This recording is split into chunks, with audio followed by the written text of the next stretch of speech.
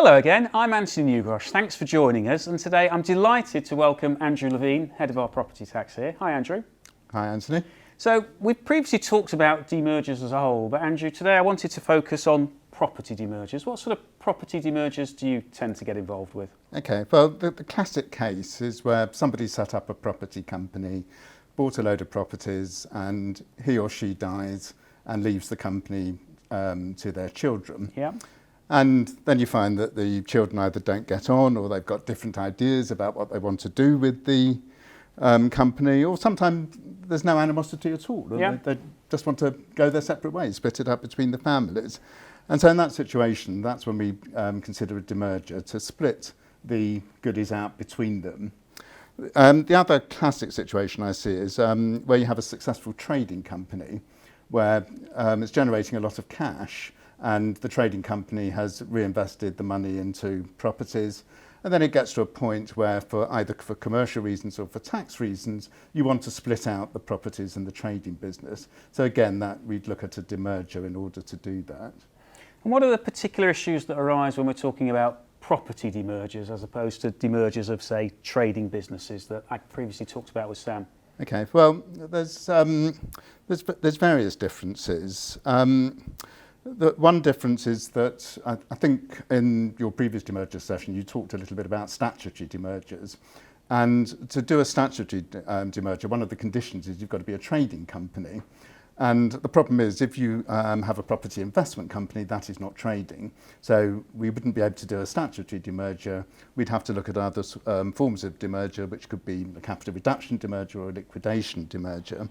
The other big difference is stamp duty land tax, or what most people call stamp duty, that every time you move a property, you run the risk of a stamp duty charge, which can be up to 17%. So making sure you've minimised stamp duty on your demerger is very, very important. Indeed. I mean, when we talk about property, we talk about significant values, and 17% of that could be a deal breaker. So how do we sort of generally go about minimising that SDLT hit? Okay, but there's two main things we do. Firstly, where we're just splitting assets, but the overall ownership remains the same, then there are specific reliefs which you can use to get out of having to pay the SDLT.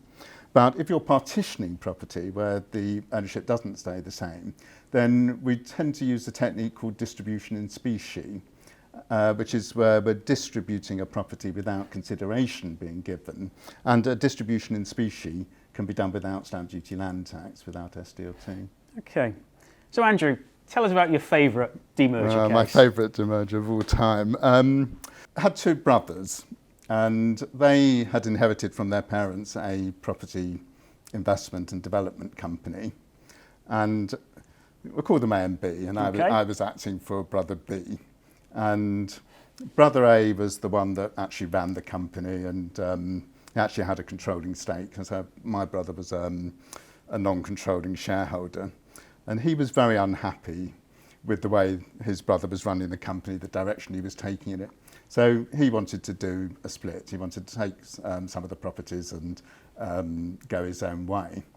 So they had gone to, or the brother had gone to his advisor, who'd come up with an idea that my client would sell some shares to the brother, and in return the company would sell my client, Mr. B, some properties.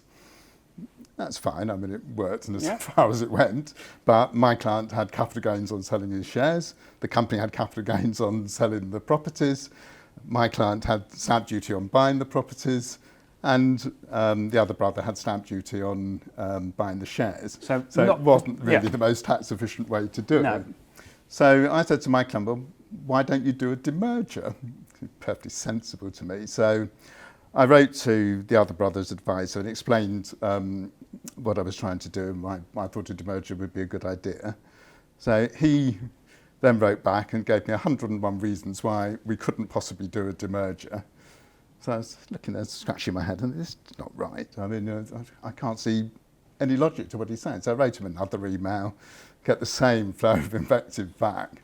So at this point, I'm starting to doubt myself, and I had a chat with our technical director and said, am I missing something here? And he said, no, I think you're absolutely right. I think a demerger is the way to do this. If you do a demerger, it would be pretty much tax-free, whereas the way he's suggesting is highly taxable. So anyway, I tried a few more emails, I didn't get it, and eventually I just called up my client and said, look, I'm very happy to do a demerger for you.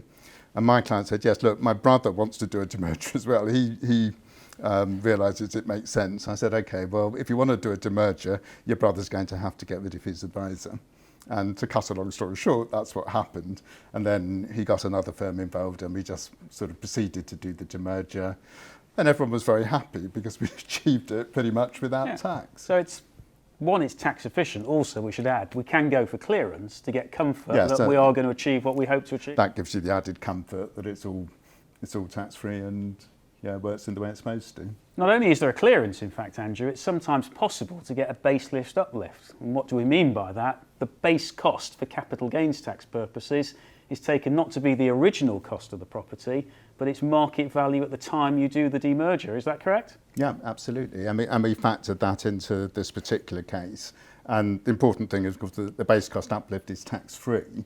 And it meant that if my client had sold the properties at today's value, there would be no tax at all, even though the company had bought them many years ago and they were standing at a very significant gain. But yeah, absolutely. And it is a feature of modern demergers that you can very often factor in a base cost uplift.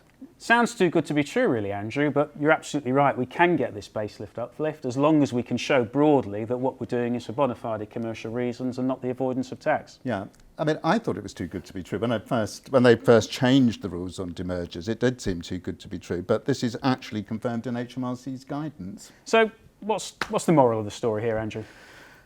I think the moral of the story is don't assume that what you're presented with is necessarily the best way to carry out a transaction. Always think through the alternatives. Always think, is there a better way of doing this which will achieve a better tax result? And also don't be put off by a little bit of complexity. All right, so that's property demergers for you, Andrew. Thank you very much. Thank you. Thanks, everyone.